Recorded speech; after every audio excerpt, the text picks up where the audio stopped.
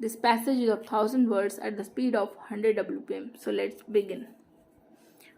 The textile industry is one of the major industrial sectors in India, contributing significantly to revenue and employment generation. At the same time, it causes severe environmental impacts by generating highly toxic wastewater during wet processing of fabrics at dye houses. This wastewater usually contains high concentration of dyes, salts, and host of other organic and inorganic compounds. If the wastewater is released untreated in the environment, it contaminates soil and water bodies in the vicinity, causing immense harm to plants, animals, and as well as humans. There have been numerous reports in the media highlighting the level of pollution in rivers near textile clusters. In some cases, entire stretches of river turn colors such as red or blue owing to untreated dyes in the water. Numerous health ailments due to consumption of polluted water are reported across India every year. At the same time, textile is among one of the highest water consuming industries as wet processing operations such as dyeing can consume between 60 to 150 liters of water per kilo of yarn. India faces uneven rainfall distribution every year, leading to floods and droughts simultaneously in different districts. This poses a challenge to the sustainability of water intensive industries such as textiles. Thus, it is the responsibility of all stakeholders, especially the entrepreneurs or mill owners, to ensure that industries operate responsibly and aim to use water efficiently and prevent pollution by following norms set by the government bodies such as the Central or State Pollution Control Board. Treating and reusing or recycling of industrial wastewater and using treated municipal water are proven strategies that can help industries conserve water and reduce their pollution footprint too. Typically, a textile wastewater treatment system comprises of primary, secondary, and tertiary treatment units to remove the pollutants from the wastewater up to the level prescribed by the state or central regulatory bodies.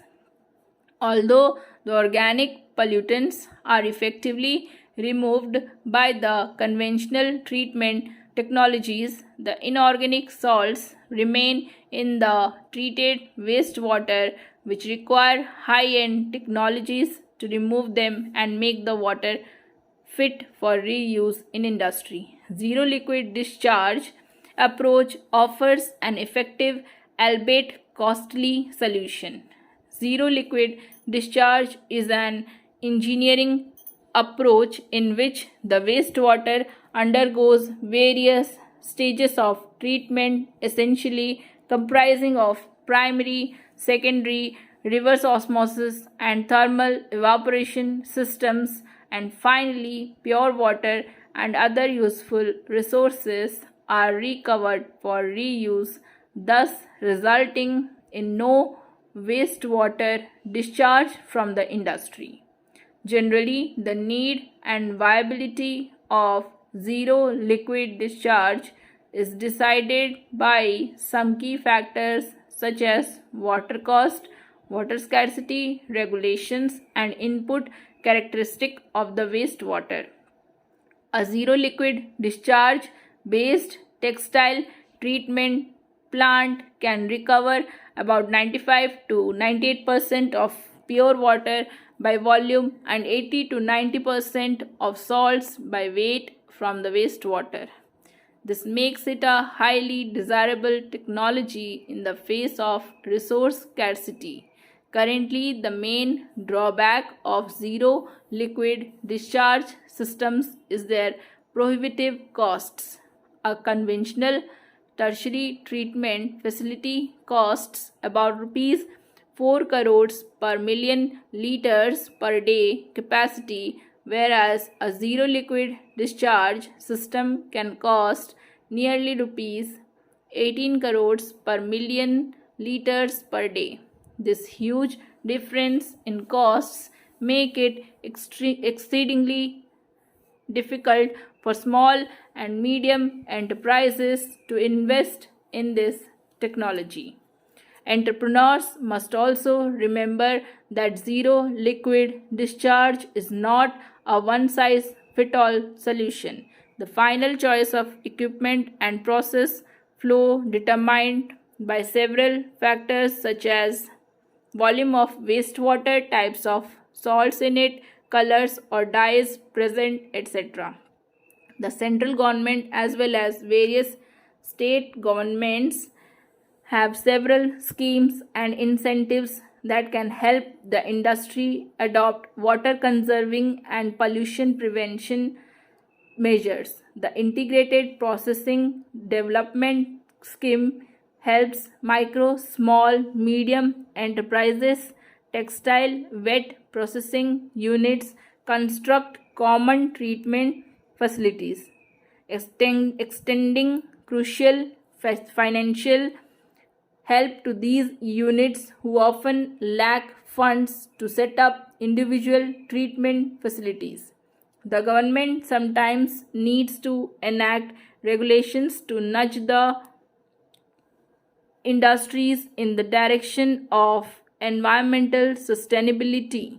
Considering the detrimental impacts of textile wastewater to the environment, the Tamil Nadu Pollution Control Board had mandated textile processing units in Tirupur to adopt zero liquid discharge system based effluent treatment plants to treat and reuse the wastewater in the drying process.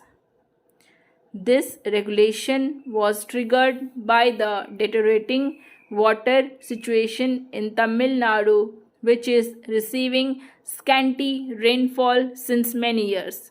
Some state governments and municipalities have created a system in which municipal sewage water is treated up to industrial grade and supplied to clusters in the vicinity of the municipalities. The city of Surat in Gujarat is one such example.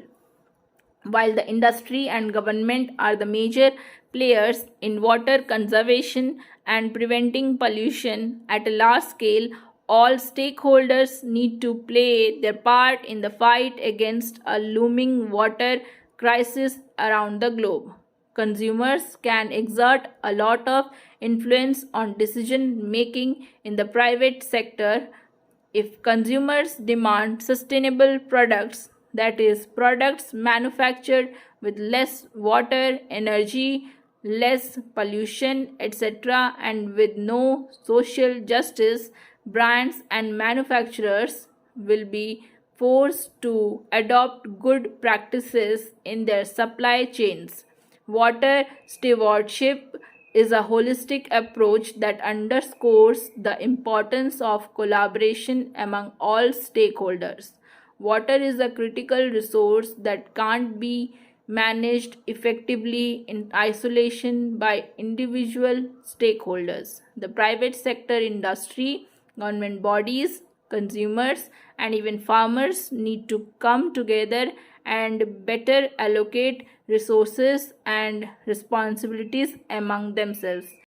This approach will ensure that the future generations are not deprived of this precious resource.